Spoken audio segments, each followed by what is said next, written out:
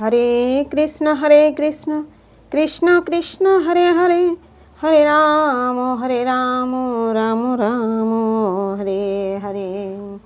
गुरु ब्रह्मा गुरु विष्णु गुरुदेव महेश्वर, गुरु साक्षात् परम ब्रह्म तस्मै श्री गुरवे नमः। जय गुरुदेव।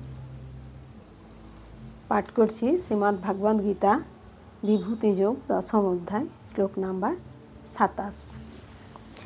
उच्चैश्रव समस्सानां विद्धि ममोमितद्भवम् ऐरावतं गजेन्द्राणां नाराणां च नराधिपम्।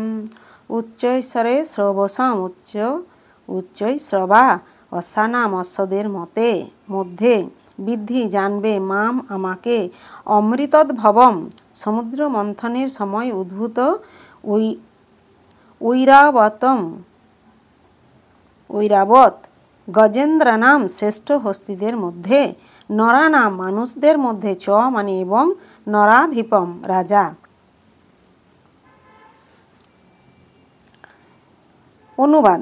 অশ্বদের মধ্যে আমাকে সমুদ্র মন্থনের সময় উদ্ভূত উচ্চৈশ্রবা বলে জানবে। শ্রেষ্ঠ হস্তিদের মধ্যে আমি ঐরাবত এবং মনুষ্যদের মধ্যে আমি রাজা। তাৎপর্য। এক সময় ভগবদ্ভক্ত দেবতা ও ভগবত বিদ্বেষী অসুরেরা একত্রে সমুদ্র মন্থনের অংশগ্রহণ করলে সেই মন্থনের ফলে অমৃত ও বিষ উত্থিত হয়েছিল। দেবাদিদেব মহাদেব সেই বিষ পান করে জগৎকে রক্ষা করেছিলেন।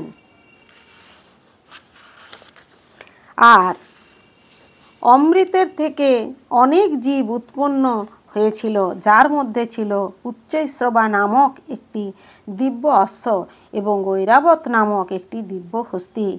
এই দুটি পশু অমৃত থেকে উদ্ভূত হওয়ার ফলে বিশেষ গুরুত্বপূর্ণ এবং সেই জন্য তারা শ্রীকৃষ্ণের প্রতিনিধি স্বরূপ।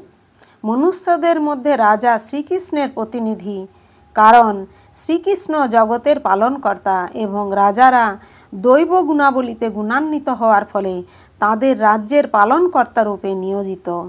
শ্রী রামচন্দ্র, মহারাজ যুধিষ্ঠির, মহারাজ পরীক্ষিতের মতো নরপতিরা ছিলেন অত্যন্ত ধর্মপরায়ণ।